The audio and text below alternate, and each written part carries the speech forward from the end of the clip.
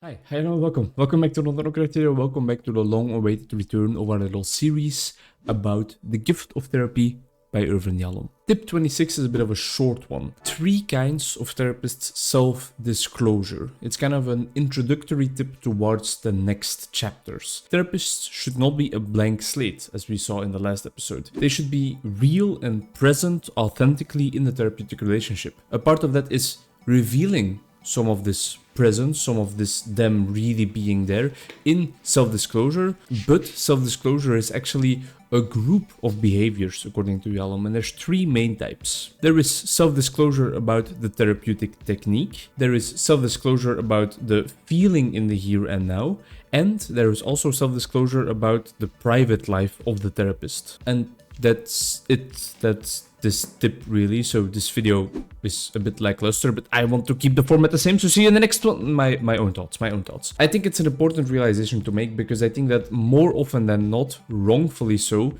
self-disclosure is frowned upon, is seen as a taboo, because they only relate it to the third kind, which is the therapist sharing something about his or her own life. And that should be used sparingly. It can still be used, but it should be used sparingly. And it reminds me of a session I had yesterday with a client that was talking about how he went to a therapist specialized in autism, and the therapist was sharing something about their own child being on the spectrum. Valuable point. Shows that you have not only book smart experience, but real life experience with somebody with a diagnosis, and you can learn how to help people with the diagnosis from just your own home, from what you have experienced there. Where that therapist crossed the line is that she started talking about, oh, and yesterday he had a really big crisis, he's actually in the hospital now, I'm gonna have to leave the session right now to call a doctor.